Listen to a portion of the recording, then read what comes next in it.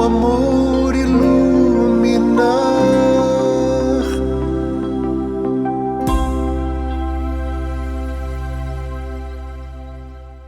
O ego é servo e não senhor, mas o ego é divino.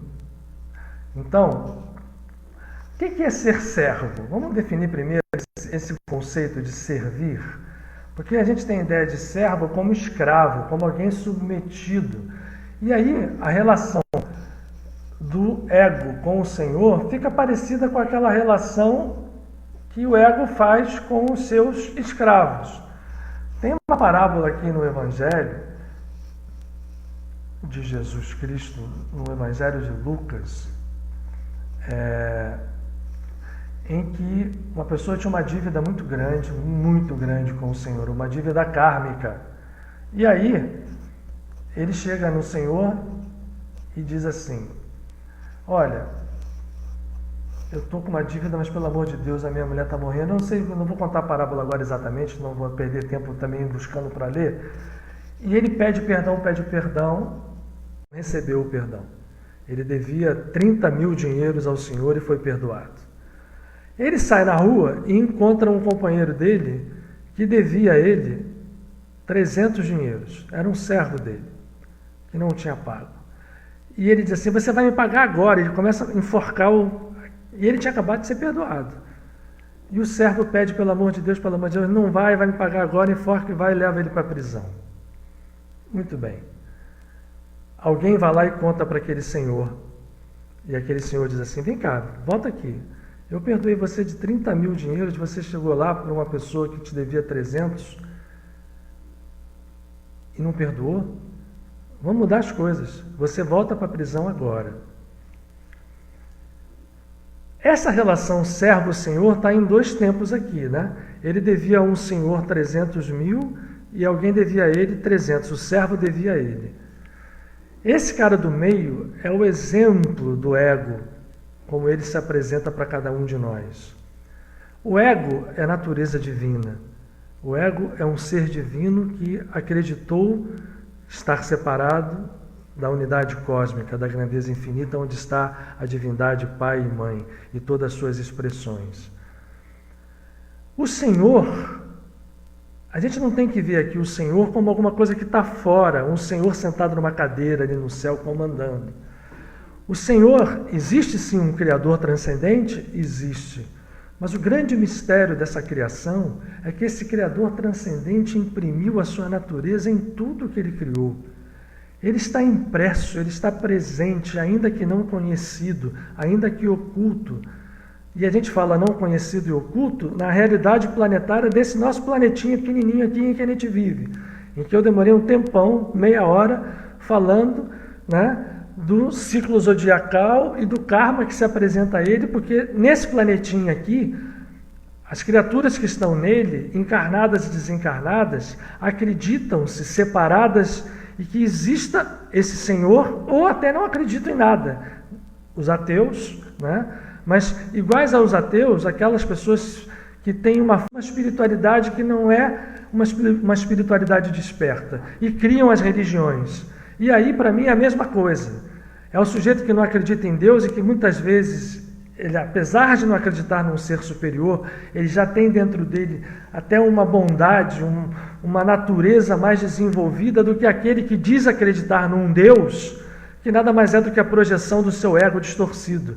E aí esse Deus é destruidor, mata, é contrário ao outro, tem outro Deus que é pior, e esse é o Deus que não existe. Então aquele que não acredita em Deus, muitas vezes está mais ligado, conectado à natureza criadora, do Criador transcendente, mas que não é só transcendente, que está impresso dentro de nós, está impresso na criação inteira, com a sua presença absoluta. Muitas vezes é melhor você não acreditar naquele falso Deus, mas o melhor de tudo é você entender e conhecer, como disse esse mestre, como disseram todos os mestres que não fundaram religião nenhuma, viveram aqui só a expressão perfeita de um ego, e por isso ele se chamava de filho do homem. Ele não se chamava de filho de Deus, ele se chamava de filho do homem, no sentido do homem, aquele homem lá de Bereshit, do Gênesis, que foi criado no sexto dia, em toda a plenitude, macho e fêmea, criado antes até do próprio Adão e Eva, mas isso é outro papo, não é papo de hoje. Este ser, que somos nós, perdeu o rumo, e nós somos aquele servo do meio, que pedimos perdão, mas não perdoamos. Agora, quem é o Senhor? O Senhor, e a gente falou que o Criador aqui está impresso e é presente em toda a sua criação, é a partícula divina que vive dentro de nós. Não existe relacionado a nós nenhum Deus que não se expresse também. Vejam bem o que eu vou falar. Não existe nenhum Deus, no nosso estado de compreensão, e a gente pode acreditar nisso como algo que realmente seja uma verdade, ainda que não há verdades absolutas para nós, nós estamos em caminho para chegar à vida e à verdade. Esse Senhor vive dentro de nós, é a nossa natureza infinita, é a nossa natureza divina, é a nossa natureza crística. E este jamais perdeu a conexão com a fonte universal criadora, que é o Criador transcendente, que é tudo, e é pai, e é mãe. Esta fonte universal emanou, irradiou de modo infinito e criou os universos infinitos, os seres infinitos, o agora infinito que transcende tempo e espaço.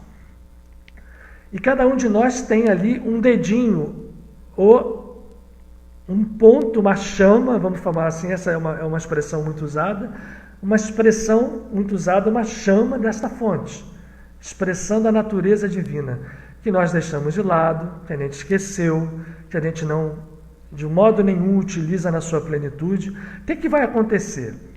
Quando a gente está nesse caminho de distorção e de acreditarmos nos separados desta fonte, quando o ego faz esse movimento, a expressão daquele Senhor, que é aquela chama que está lá dentro, será expressa pela lei do karma.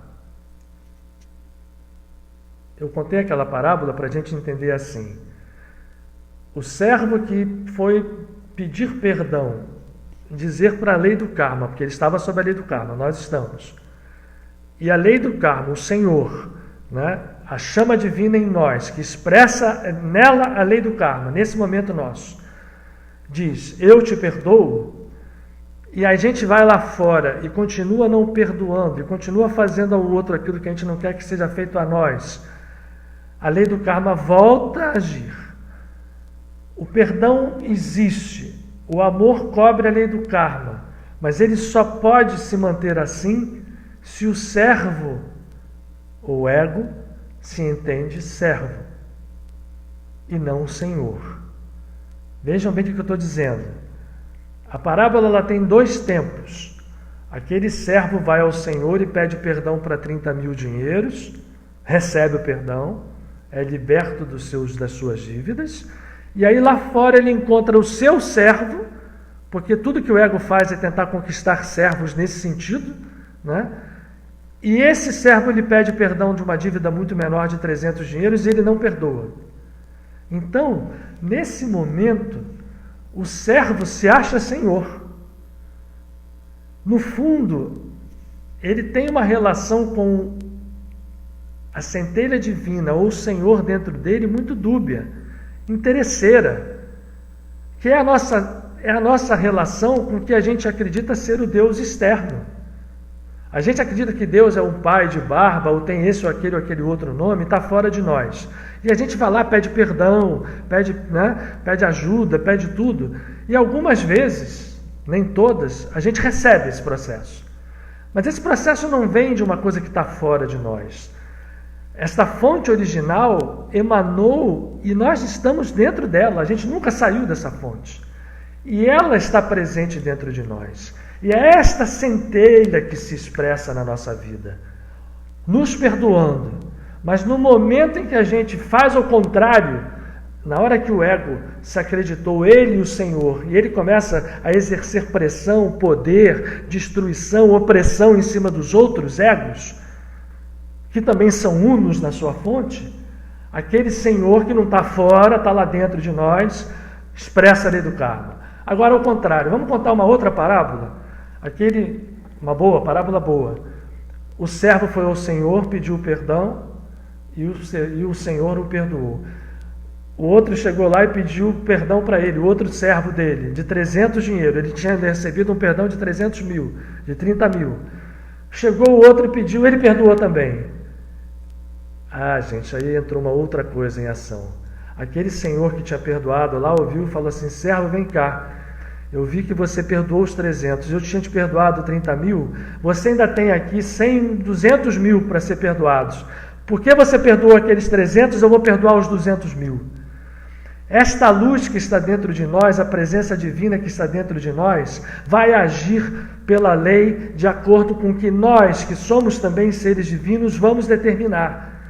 Se eu determino a minha vida pela lei do amor, se eu deixo de ser mimado, se eu deixo de ser uma criatura pueril, acreditando que eu sou o Senhor, que eu tenho poder, que eu domino, que eu sou, que eu faço, que eu quero, esse é o ego. Mas esse não é o ego servidor. Esse é o ego que pensa ser senhor de outros egos. O ego servidor é aquele que entende que o Senhor está dentro dele e que ele e o Senhor são um, e que a fonte original, que é a única transcendência que a gente pode admitir, mas quando ela emana os universos, a imanência é imediata, então em tudo está a imanência. Esta fonte original, quando a gente se integra nela a partir da chama dela que está dentro de nós, jamais apagada e jamais será apagada, porque nós jamais nos separaremos dessa fonte, por mais que a gente queira, por mais que a gente acredite nisso, por mais que a gente crie planetas e civilizações que acreditem nisso, por mais que nós criemos falsos deuses, por mais que a gente projete para fora de nós algo que não está nem um pouco fora, porque dentro de nós está essa presença. Na hora que a gente entende isto, deixa de agir a lei do karma. Através de quem? Sempre através do Senhor que está dentro de nós. E, portanto, para atingir este Senhor, que não está fora, vou repetir, vive dentro de nós, eu preciso servir. O ego precisa ser servo. Agora vamos brincar um pouquinho com a palavra servir. Servir em português, a gente podia inverter as sílabas, fazer como é que a gente faz na Tseruf cabalística, e vir a vir ser. O servir leva nós, ego, que existimos nesse mundo iludidos, por isso tudo que eu acabei de falar, vir a ser, servir, vir a ser Deus. Somos deuses. Mas não estamos realizando a divindade nem um pouco, nem um pouco. O Senhor que habita dentro de nós, habita no universo inteiro, mas a nós só temos contato com Ele olhando para dentro. Claro que olhando para fora a gente vê a grandeza dessa obra toda, claro, mas o seu entendimento e o seu conhecer essa divindade, servi-la, só se faz com um caminho profundo dentro de nós, porque desde a emanação original, esta fonte única, que é a única transcendência, estou repetindo, se expressa em toda a sua criação e, portanto, toda ela, mesmo a pedra. Semana passada a gente falou aqui de uma frase de Jesus que disse, quando ele foi questionado, mesmo das pedras Deus pode criar filhos a Abraão, no sentido de que existe a natureza filial, maternal e paternal da fonte criadora com tudo no universo, gente. A gente não está falando mais só do nosso planetinha. Outra coisa para a gente entender a natureza dessa palavra de ser um servo, de servir, quando eu digo que uma roupa serve em mim, o que eu estou dizendo? A nossa roupa faz parte do nosso ser, né? Quando a gente sai para a rua, a gente sai vestido, as pessoas nos veem assim. Então, servir tem um outro significado também. Servir significa a mesma coisa que ajustar. O servo verdadeiro não é um escravo. O servo verdadeiro é alguém que serve, que se une, que vem a ser, vir a ser, se torna a natureza de onde ele veio, da fonte original. Isto é ser um servo. O entendimento do ego do que é ser um servo é de ser um escravo, dominado, oprimido, que é o que a nossa sociedade faz. É o que os nossos egos fazem. A gente tem que mudar. A conjunção de Júpiter em Plutão é o fogo da fênix para queimar essa ilusão do ego e para permitir que a luz de Júpiter, que vai em direção ao Aquário, ilumine a tão falada era de Aquário, a era da harmonia, da paz, a era da união, a era de uma sociedade que se entende una e fraterna. Esta era vai chegar. Plutão vai ficar em Capricórnio. E quem não sair com Júpiter em direção ao Aquário, para onde já está Saturno, vai tomar cacetada de Plutão, porque Plutão vai mexer em quem ficar agregado à lei do karma. O pessoal de continuar oprimindo seus irmãos, não perdoando, não amando, aquele que não busca ser um servo nesse sentido, de se unir à natureza divina, isso é ser um servo.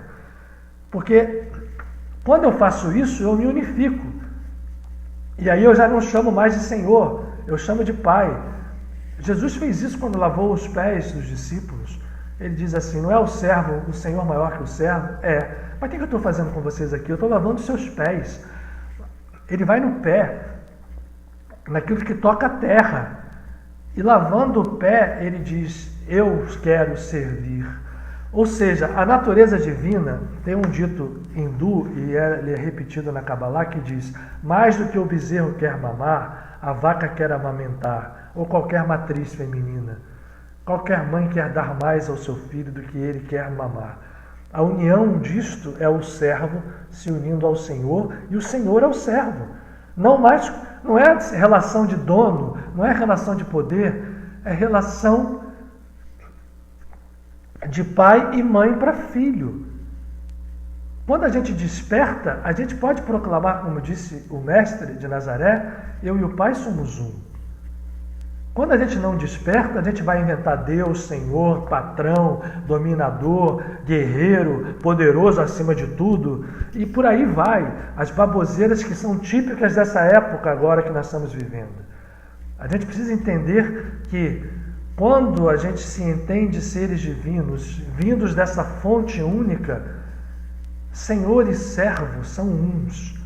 O Senhor só vai ser um Senhor duro e sempre dentro de nós, porque esse é o Cristo em nós, né? A presença divina em nós vai usar a lei do karma ou a lei do amor, para não chamar de lei da graça.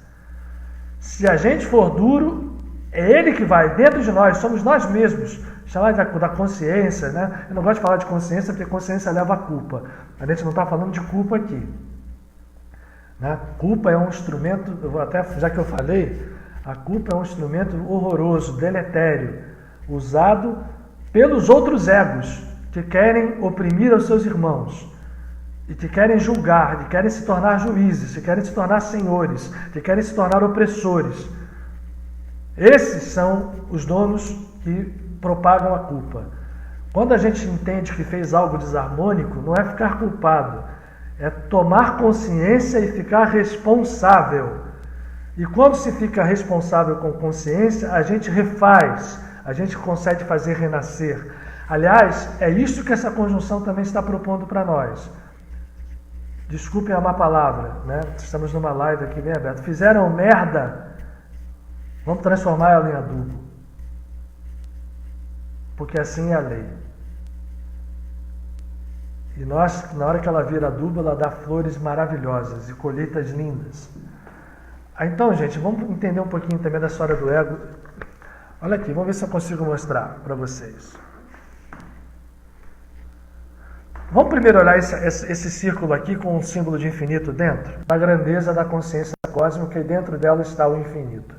Quero lembrar a vocês que o infinito não pode ser posto em linha, não é aqueles números, infinito que vai acabar... Infinito é uma coisa muito mais complexa. O infinito pode se traduzir em um. Mas isso não é a nossa ideia aqui. A gente está falando do infinito, que o infinito nesse momento é uma unidade mesmo. Imaginem que dentro dessa unidade existe um infinito. Ela começou ao seu processo de criação. Aí vocês estão vendo aqui, dentro delas, né? Primeiro está essa daqui, e aqui no segundo momento tem um círculo, e dentro dele uns círculos menores tracejados. Eu não sei se vocês estão vendo que a linha desses círculos ela é tracejada, tem espaços. e dentro de cada um deles um símbolozinho do infinito. Isso aqui seria uma espécie assim de criação original, né? Aqui está só a unidade permanente, aqui está a unidade criada em harmonia, em que cada ser criado, isso aqui pode ser um universo, pode ser um planeta, pode ser uma pessoa, não precisa ser um indivíduo. Dentro de cada emanação desta criação, não está emanado aqui ainda, está dentro dela, existe um infinito, porque isto é a realidade. O infinito está em todos os lugares, o infinito está dentro de nós, o infinito está aqui presente. Nós precisamos elevar a nossa consciência até chegar nesse entendimento, nesse conhecimento. E, portanto, ali, quando a gente chega ali, onde nós chegou, a gente adquire não mais apenas a estrutura do servo. O servo e o Senhor são um só. Pai, filho, mãe e filho. Aí tem um outro momento. Vai esse aqui, ó. Esse daqui está todo mundo aqui dentro, guardadinho. Aqui começou a emanar. Aí vocês reparem que na emanação tem como se fosse um raio, eu representei assim, e as emanações podem ser universos, podem ser outros grandes seres, pode ser qualquer um de nós, porque tudo é um. A emanação vai se replicando. E aqui dentro podem acreditar, tenham fé, tem traços, tem um infinitinho, ó. Olha lá, cheguei mais perto, acho que deu foco ainda. Esta fonte original está ligada aqui, ó. Quando ela resolveu emanar a existência, isso aqui pode ser um universo, vou repetir, pode ser um planeta, pode ser uma pessoa, o símbolo é o mesmo, porque tudo é um. Vai criando emanações que vão levando ao infinito. Vocês já viram aqueles desenhos fractais, né? Que é uma descoberta matemática do século XX, que você vai reproduzindo aqueles sistemas ao infinito que são semelhantes, todos eles são semelhantes, mas não são perfeitamente iguais jamais. Esse é um conceito maravilhoso de infinito, e isso sai, podem acreditar, de uma equação matemática de 3 termos, chamada iteração. Aquilo é matemática acontecendo e não é desenho feito repetido, não. É desenho que o computador vai colocando, transformando, traduzindo as equações matemáticas daquilo. Vai embora para o infinito. Bom, vejam só que agora vocês vão ver que esses fios vieram aqui, eu botei de propósito aqui na beira do papel. Para quê? Para passar para o outro desenho. Que só tem a continuidade dos raios e mais umas bolinhas aqui.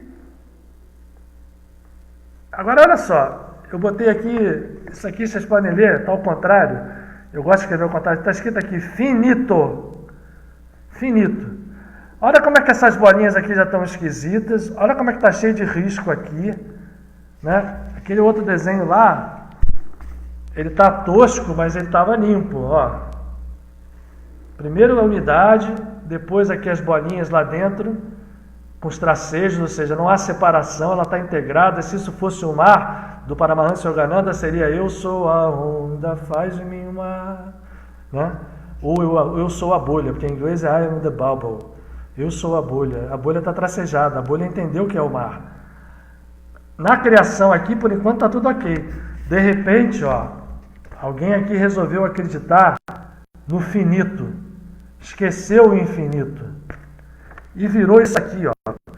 Quem sabe biologia aqui sabe que é um fagócito, aquela célula que vai comendo as outras.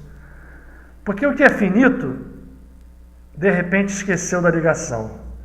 O ego doente, é o nosso ego individual, coletivo, planetário, cortou essa ligação aqui, não corta nunca, mas encheu de entulho aqui, encheu. Só para que a gente entenda.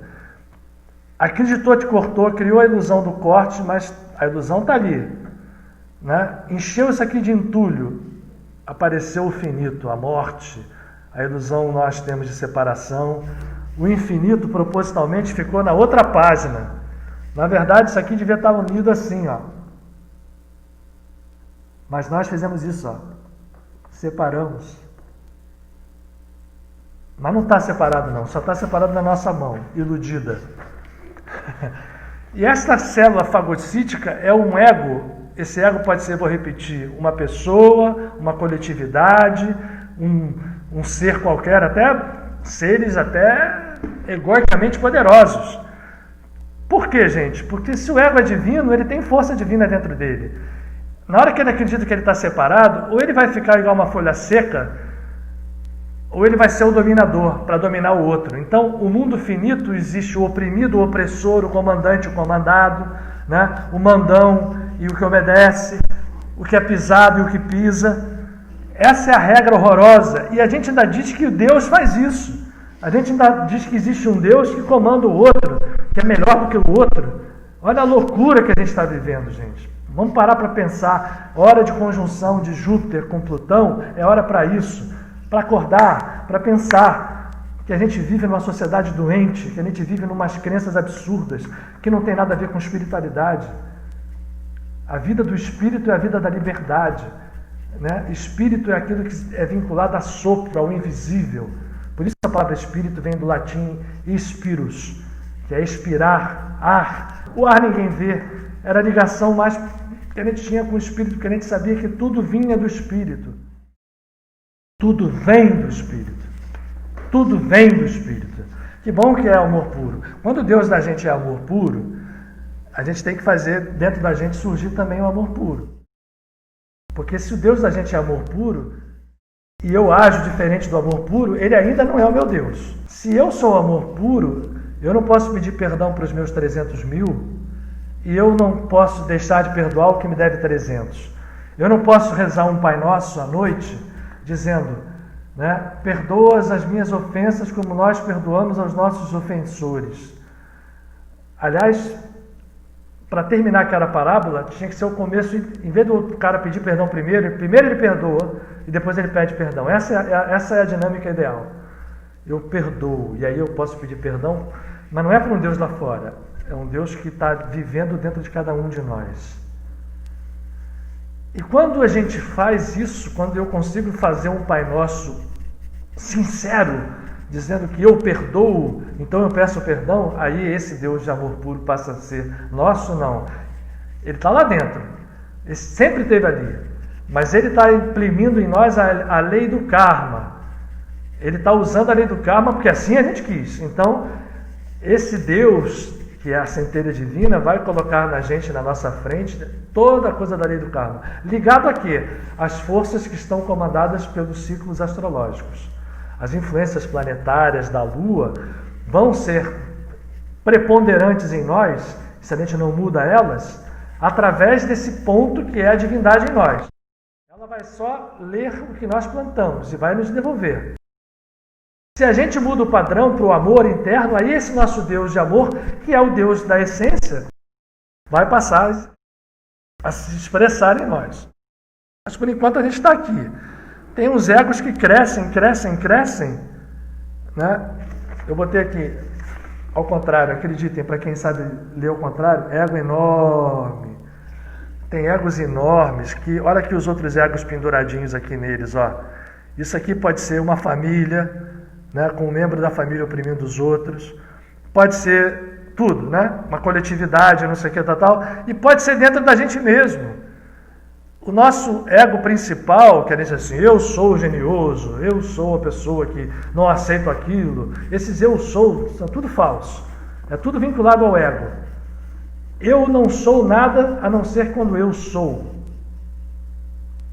Em que eu sou? Erie, Asher, Erie.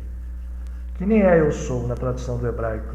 Erie é um nome divino, é o nome mais alto, que está lá no topo da árvore da vida, depois dos mundos negativos, dos mundos que são aquela criação lá redondinha que eu coloquei aqui, né, de um outro desenho, onde não tem nem manifestação. Erie, quando Deus assume um nome, esse nome mais alto é Erie Asher. Asher é uma palavra que tem um código maravilhoso dentro dela. Erie, Asher, Erie. A tradução talvez mais próxima seria: eu, a consciência, sou eu. Eu, a consciência, sou eu. Ou eu sou a consciência do que sou. Seriam traduções possíveis. Enquanto a gente esqueceu disso, e a gente está aqui, ó, nesse mundo finito, acreditando que lá acaba, que não tem aquela fonte que está ali, a gente não enxerga a fonte, a gente acha que está cortado, igual nesse papel, mas a fonte está lá, atrás disso aqui, e essa ligação está sempre dentro de nós. Dentro de nós, mesmo nesses egos enormes, distorcidos, igual um fagoste querendo comer tudo e todos, poder, só para mim, só para mim. Isso é a origem do que a gente chama de mal. Mas ainda aqui, ainda dentro dessa escuridão completa que pode ser, existe a luz, e a gente precisa fazer essa luz se revelar, e esse é o tempo. E para isso o ego precisa se entender servo. E aí é assim que a palavra servo tem que ser entendida. Servo é aquele que se ajusta a quem ele serve. Ele se une, ele se adere, ele se torna um. Isto é servir. Servir não é ser subserviente, no sentido de ser dominado. Isto é um falso servo. Isso é o servo que o ego cria para si mesmo. Mas este Senhor, que vive na natureza crística oculta dentro de nós, vai nos tratar, sim, segundo as nossas obras. E o que é que são obras? Não são só obras físicas, gente, porque a obra física pode ser, inclusive, um grande engodo para o ego. Né? Jesus falava isso à torta e à direita para os fariseus. Vocês vêm aqui, cumprem tudo, né? Dão um dízimo, fazem farol na frente do dízimo, tocam trombeta na frente de tudo que vocês fazem, mas na hora que chegar, olha só como é legal esse código, na hora que chegar a hora, o Senhor, não é o Senhor fora, é esse Deus que vive dentro de nós, vai dizer: quem é você? Ah, eu falei no seu nome, eu disse que o Senhor era massa, fiz milagre, curei, não te conheço. Olha que coisa profunda. Eu não te conheço porque você não me conhece. Sai daqui, vai para lá para o lado, vai para a lei do karma, continua nela. Apartai-vos de mim significa o seguinte: não é um Senhor lá fora te julgando, é a nossa própria natureza divina colocando o nosso ego recebendo o que plantou. Lei do karma. Agora, aqueles que foram humildes, aqueles que entenderam, por isso que no Sermão da Montanha, lá na no primeiro dito do Sermão da Montanha, está lá: bem-aventurados os pobres no espírito. O que significa isso? Aquele que entendeu que, olhando o espírito, ele está completamente pobre, não está pobre. Aquele que entendeu que ele está pobre, ele se faz pobre. Por quê? Volta para isso aqui. Vamos imaginar que isso aqui é o canal que nos conecta com a consciência divina, que vive dentro de nós, com a fonte, melhor dizendo. Se isso aqui está cheio de entulho, pode ser um entulho de uma falsa riqueza. Entulho de vaidade, entulho de orgulho, entulho de dinheiro em excesso guardado que não ajuda ninguém, entulho de opção de coisas, né? Que é o peculiar do nosso ego. Para a gente entender e conhecer ao divino, para ele nos conhecer, a gente tem que dizer: deixa eu me esvaziar, deixa eu ficar bem-aventurado, deixa eu ser pobre. Aonde? No espírito. Porque se eu sou pobre no espírito, está criado um paradoxo maravilhoso. Aquele que se faz pobre no ego, tirando todos esses entulhos que eu falei, ganha toda a riqueza infinita da luz divina que está lá dentro dele, que está dentro da gente. E que precisa se libertar. Portanto, a gente se torna um bem-aventurado quando eu me reconheço um pobre. A gente falou outro dia aqui no Salmo 102, a oração do pobre, Tefilá Leani, que o Maurício até fez uma belíssima música. A Tefilá Leani, a oração do pobre, é a mais forte. Por quê? Porque ela esvazia a gente. Tefilá Leani Kiyatov, do pobre que, ao se reconhecer um ego cheio de ilusão, pobre, entulhado de tudo, ele se fez pobre, limpou tudo aquilo, está vazio. Quando ele está vazio, criou o vácuo, a divindade vem e se assenta no seu trono. Ou melhor, também dizendo, a luz que está ali oculta brilha. Como ele falou, brilha a vossa luz. Ela foi feita para brilhar. O paradoxo maravilhoso é esse: quando a gente esvazia o nosso ego, o espírito nos preenche. E essa conjunção, esse fogo de Júpiter iluminando Plutão, é para dizer assim: Perséfone, sai da sua prisão. Ego, alma, sai da sua prisão e vai ao encontro da sua grandeza. E ir encontrar a grandeza não é ser poderoso, vaidoso, orgulhoso, não. Ir encontrar a grandeza é nos sabermos absolutamente identificados com o Criador e, ao mesmo tempo, ainda no estado que somos, servos, porque nós precisamos nos conectar e nos aderir a Ele. Servir é aquele que vir a ser, troquei a palavra, né? Servir, vir a ser. Eu sirvo para vir a ser.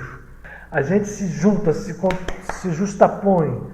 A gente, ao fazer isso, ao servir, ao nos juntarmos, ao nos unirmos, ao buscarmos esse caminho, eu me torno num vir a ser até que eu seja só o ser, uno, com o Pai e Mãe sagrados de consciência cósmica. Eu e o Pai somos um, eu e a Mãe somos um. Essa semana agora, que caiu na conjunção, olha que coisa interessante também, é a paraxá chamada Hayei Sarah. Hayei Sarah. As vidas de Sara. No plural mesmo. Isso confunde quem lê a Torá em hebraico. Pô, Sara foi uma pessoa só. Que vidas foram? Outras encarnações? É uma interpretação. Mas a interpretação mais profunda vem do seguinte. Sara é o arquétipo profundo do nosso ser. Dentro do nosso ego estão os Abraãos, as Saras, os Jesus, todos esses seres que povoam as escrituras sagradas, os Arjunas, né? Os Budas, são estruturas que podem ser entendidas como também existentes dentro do nosso universo individual, né? Então, Sara também é um arquétipo nosso, do lado nosso, expressivo da Mãe Divina. Ela é a grande mãe. Ela realizou muitas vidas. E por que se chama de vidas? Porque lá na Torá está escrito na frase que Sara teve, olha só como em português fica engraçado, né? Sara teve 100 anos, 20 anos e 7 anos. Ela viveu 127, e aí vem 100 anos, 20 anos e 7 anos. É assim mesmo. Lá está Shana, que é ano no singular, né? E no final, Sheba Shanim, que é o plural de anos. Por que está no singular e no plural? Porque assim, nós viemos, a nossa natureza egóica veio descendo, né? Até chegar aonde nós estamos. E ela tem que voltar. E as vidas de Sara e toda aquela Torá, tudo que Jesus Cristo depois emenda na Torá para mostrar a grandeza da maior lei de todas, acima de todos os karmas, de tudo que é karma, que é a lei do amor, ela é a fênix que faz com que os pecados, que na verdade são só as percepções erradas de separação nossa da unidade, que o pecado se cure, seja coberto, seja transformado pela luz, e Júpiter significa isso. Júpiter é o planeta forte, é a luz, é o luminoso, é o expansor. Pessoalmente, coletivamente, planetariamente, é expandir o nosso amor. O amor verdadeiro, o amor cósmico. Não o que a gente chama de amor aqui, que é uma expressão distorcida do ego. Posse, domínio, controle, por aí vai. É o amor, amor-luz, né? Esse processo a gente precisa fazer. E Sara viveu 100 anos, por que ano? Porque 100 é um número que significa a unidade que se expandiu e ficou harmônica. Então é unidade, 100 anos. 20 anos também, porque 20 é o número do código, quem conhece Tarô, da carta do julgamento. Então o julgamento em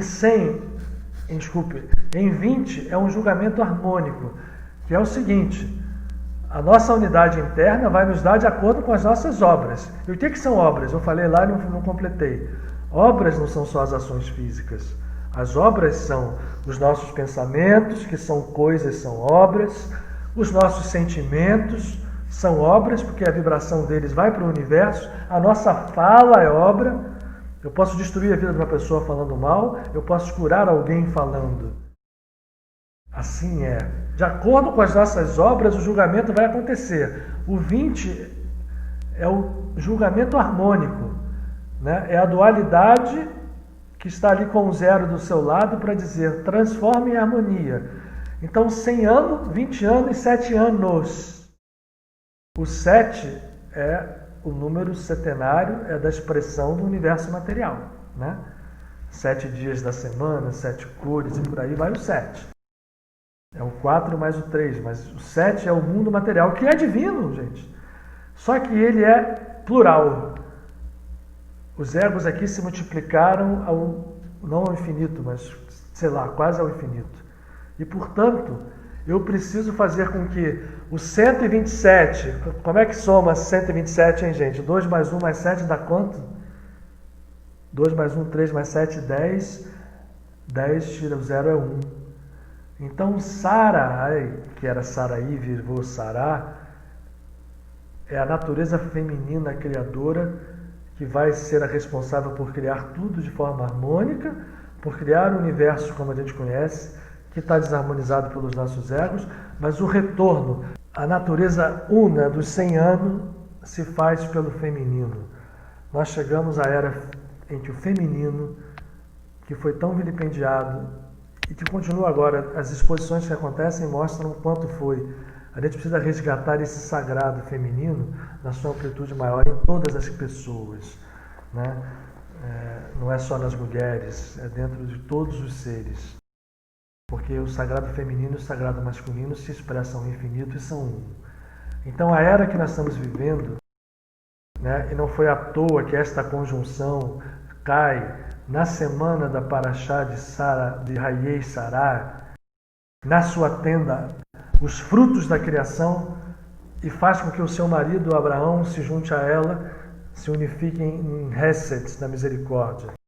E Jesus, por todos os tempos, rendeu homenagens aos patriarcas, porque ele sabia do profundo significado codificador desses seres e desses arquétipos que habitavam nos patriarcas.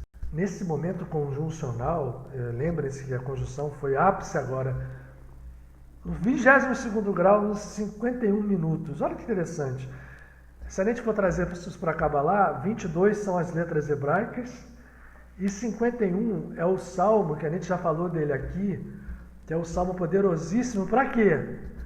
O salmo 51 é o salmo que, na sua roupagem, foi escrito por Davi, quando ele vai pedir perdão pelo processo que ele escolheu para se unir inicialmente a Batseba, a Betsabá. E ele, no arrobo da sua alma, faz o Salmo 51. E ali no Salmo 51 tem uma frase que as iniciais dessa frase, das palavras dessa frase, desculpem, formam um nome muito poderoso para perdão, para limpeza, para abundância, para refazer o nosso caminho longe do karma. Nós já fizemos também aqui, o Maurício fez até uma música, Lev Tahor Berari Elohim Veruach Nachon Hadesh Vekirbi. Dá-me Deus um coração puro. Está lá no Salmo 51, esta frase em português, mas o interessante são as iniciais hebraicas. Lev Tahor Berari Elohim Veruach Nachon Hadesh Vekirbi, que é: o Eterno cria em mim um coração puro e renova a integridade no interior do meu espírito. Olha que frase. Tudo que a gente falou aqui podia ser resumido nessa frase, né? Integridade no interior do meu espírito. A gente partiu? Não. Pensou que partimos. Então veio a lei do karma para poder botar essa história numa ordem mínima.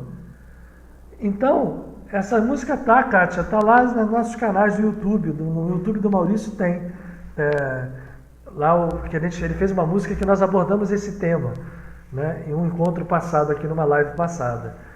E aí, renovar a integridade do meu ser, no meu espírito, significa unir. E essa conjunção veio a 22 graus e 51 minutos no signo de Capricórnio. Olha que coisa interessante, se a gente pode tirar uma relação disso. 22 letras hebraicas são os instrumentos que se usam na Kabbalah como energia, como instrumentos para poder trabalhar as energias espirituais, inclusive rompendo karmas, para irmos além das chancelas que nos são apresentadas a todo momento pelos astros.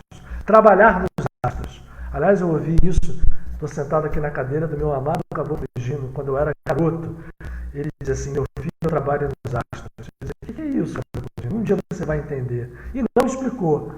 Ele costumava me explicar. Eu hoje acho que entendo. Trabalhar nos astros é fazer com que as configurações negativas sejam mitigadas, superadas e as positivas reforçadas. Isso é trabalhar nos astros. Isso é romper o ciclo kármico. Vejam bem, Por que Jesus teve 12 apóstolos?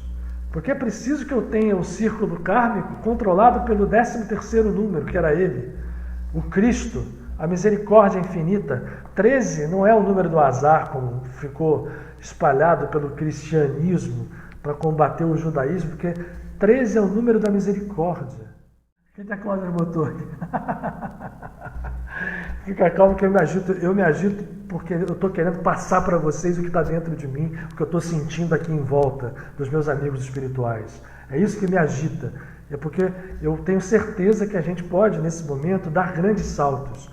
E os nossos saltos profundos, ao mesmo tempo, são hoje influenciados por essa conjunção, que ela pode servir como um tapa na nossa cara também, se a gente não deixar para lá. Muita gente vai deixar para lá, mas nós não vamos. A gente vai em direção, vir a ser, a servir, a nos aderir à natureza divina, a integrar em nós. E o Salmo 51 tem esse poder.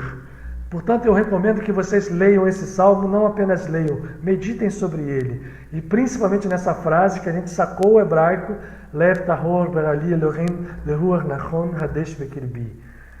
Deus dê-me um coração puro e um espírito para que eu possa fazer reintegrar a sua natureza. Voltarmos a ser unos e não partidos.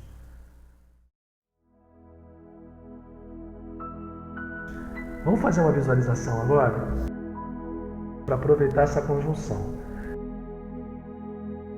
Ela nos dá a chance de limpar as coisas que estão nos atrapalhando dentro de nós. É uma visualização muito simples que permita que a gente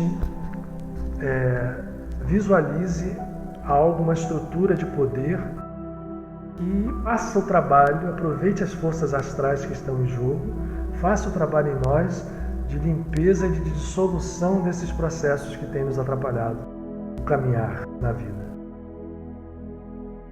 A gente precisa fazer primeiro nos tocar pelo amor divino. Vamos respirar ao menos 3 vezes. O grande mestre cabalista Abraham Abulafia dizia que a respiração é o ponto de conexão nosso com a estrutura vibratória da criação, a estrutura holográfica, se a gente pode chamar num termo moderno, nos liga diretamente à consciência do infinito. Então vamos respirar profundamente, fechar os olhos, sentir que esse respirar nos traz um prana que percorre todo o nosso corpo, nossos pés sobre a terra, nos conectam com a natureza profunda. Nós estamos falando de Capricórnio, Plutão, Júpiter. Então é importante que a gente visualize os pés como se fossem raízes, levando lá no centro da terra, deixando ali para ser trabalhados pelo fogo dessa fênix representada pela força de Júpiter, todas as nossas idiosincrasias, as nossas mazelas, respirando. E respirando também sentir todo o nosso ser, nosso tronco, as nossas mãos, os chakras que estão ali, fortalecidos pela luz infinita que parte do santuário do nosso coração. E é ali que a gente vai se concentrar. Nós vamos visualizar uma distância mais ou menos de uns 50 centímetros de nós, uma esfera completamente prateada que vai sair de dentro do nosso coração. Vamos começar vendo primeiro como se nós pudéssemos nos tornar pequeninos e entrarmos lá dentro de nós, no centro do tórax, onde está o chakra dessa projeção, onde está a glândula timo, mas ali nós estamos entrando num grande santuário. E contemplamos numa chama com esta bola prateada, linda, cheia de luz, se destaca desse santuário, sai como saísse do nosso peito, e ao chegar a essa distância de 50 centímetros de nós, ela começa a brilhar intensamente, e nós vamos contemplando a ela até que a nossa visualização esteja o mais clara possível. Se for necessário, a gente respira para poder esta esfera se tornar cada vez mais nítida. E à medida que ela vai se tornando nítida e brilhando, nós vamos percebendo que ela é conectada. Ela saiu de nós nessa distância, mas ela está conectada por raios finíssimos no nosso interior. Essa esfera é a expressão do nosso ser profundo e luminoso, a dizer, a expressão da nossa natureza divina. Ela é toda branco prateada, começa a girar na nossa frente. E aí nós vamos fazer uma coisa, nós vamos estender, a gente pode até fazer isso fisicamente, mas podemos fazer apenas na visualização, com as mãos espirituais, as nossas duas mãos, e vamos vê-las se encherem de pequeninos grãos, aí não mais brilhantes, grãos como se fosse de carvão fininho, ou uma areia escura, ficam encostas nas nossas mãos, na direita e na esquerda. Essas pequeninas partículas que estão nas nossas mãos representam as nossas mazelas, os nossos problemas, as nossas dores, tudo aquilo que nós construímos numa grande praia, mas agora que estão aqui nas nossas mãos, concentradas, nos caminhos distorcidos do nosso ego, e à nossa frente essa esfera vai pulsando. Ela faz um movimento giratório bonito, prateado de luz. Eu agora, cuidado, me aproximo com as duas mãos dessa esfera e ao grudar, ao me aproximar da esfera, ela absorve completamente para dentro dela todos esses grãos de areias que saem de nossas mãos, da esquerda e da direita, e a gente toca a borda dessa esfera que absorveu todos esses grãos que são as nossas mazelas.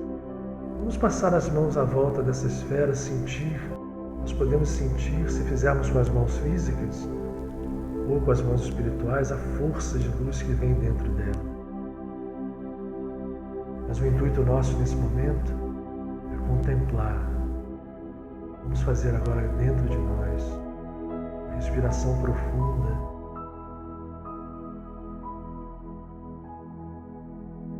E vamos soprar para essa esfera o nosso sentimento mais profundo de amor, de perdão. Vamos imaginar uma situação de amor puro em nossa vida, o amor ao eterno, o amor aos nossos irmãos. E vamos soprar para dentro dessa esfera esse amor que se expressa em perdão, em compaixão, que é compartilhar caminhos. E perceber que tudo aquilo que foi ali para dentro dela foi o nosso ego que se esvaziou. E essa esfera vai aos poucos, transformando esses grãos pequeninos em grãos brilhantes. Uns vão tocando nos outros, eles vão se tornando como pequenos diamantes dentro dessa esfera. Aquilo que era escuro, tocado pelo sopro do nosso espírito, cheio de amor, de perdão que perdoa, de pedido de perdão que se faz. Esses cristais tornam mais linda ainda a presença dessa esfera.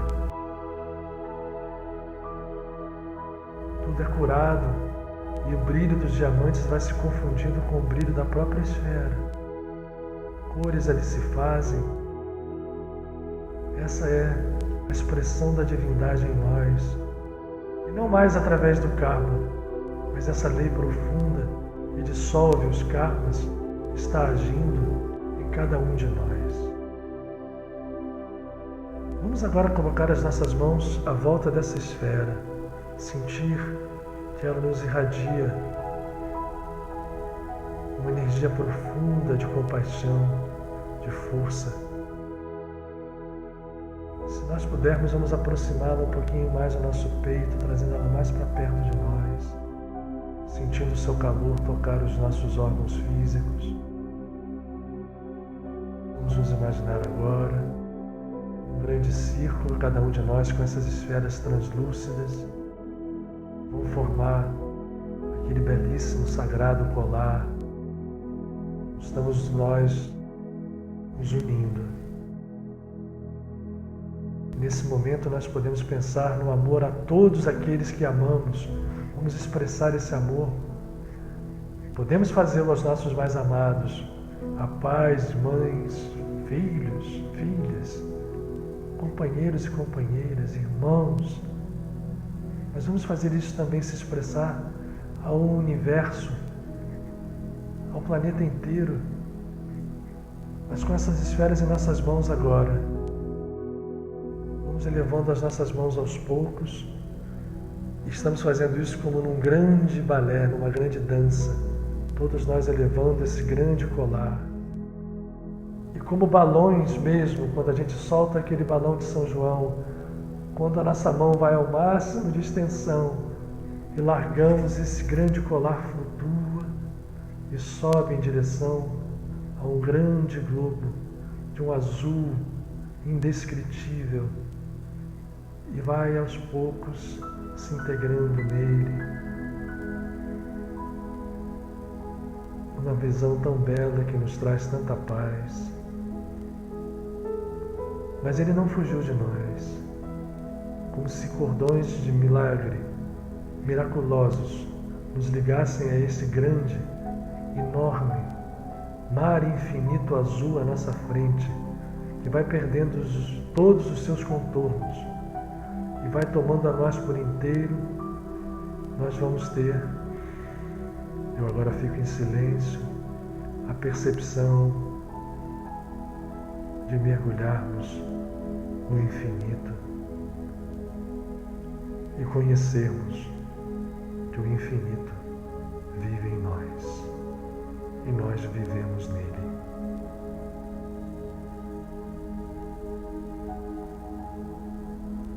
Que isso seja cura para nós, cura dos nossos males, das nossas mazelas, que foram todas transmutadas, cura da morte, cura de doenças físicas,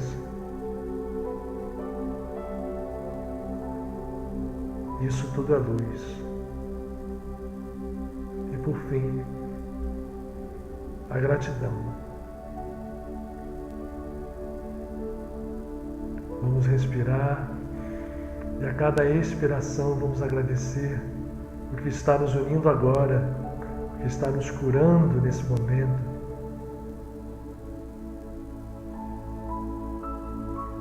E a todo o planeta que habitamos. E nós, nesse estado de gratidão, nos oferecemos para sermos de verdade servos, servir, aderir, vir a ser, sermos um, sempre um.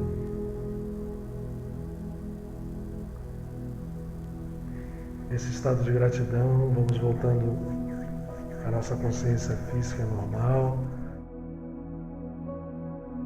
Podem esfregar as mãos assim como eu estou fazendo e colocar sobre alguma área do corpo que queiram, ou sua ou de alguém que esteja perto aí de vocês.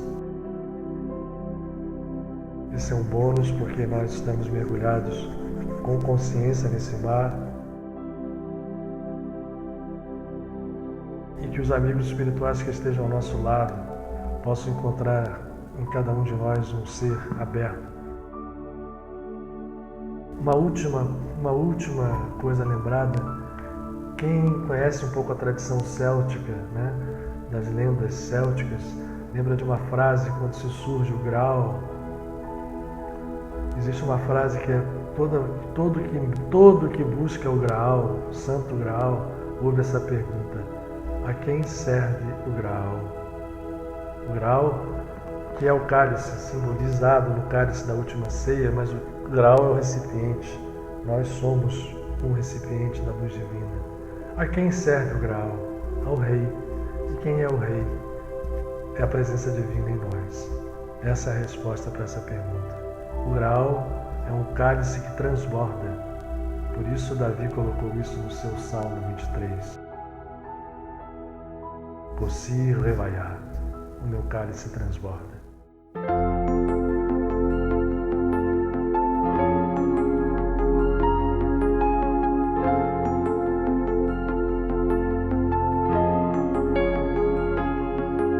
Nascido da tua luz eu sou, imagem tua, espelho do teu ser. Porém minha ilusão envenenou meu coração. Orgulho e vaidade me fizeram esquecer.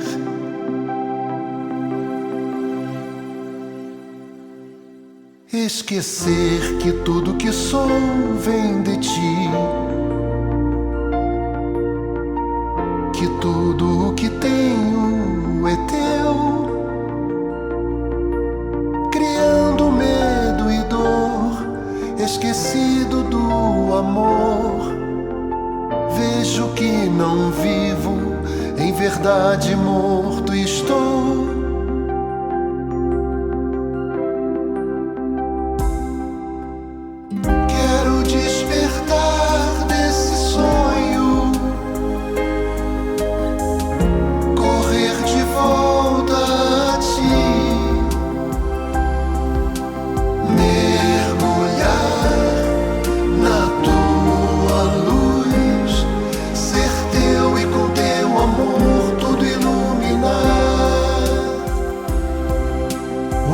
A ti refaço meu caminho,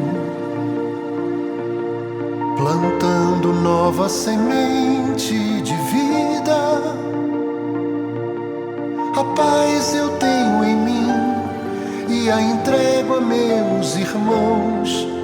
Iluminado está meu coração.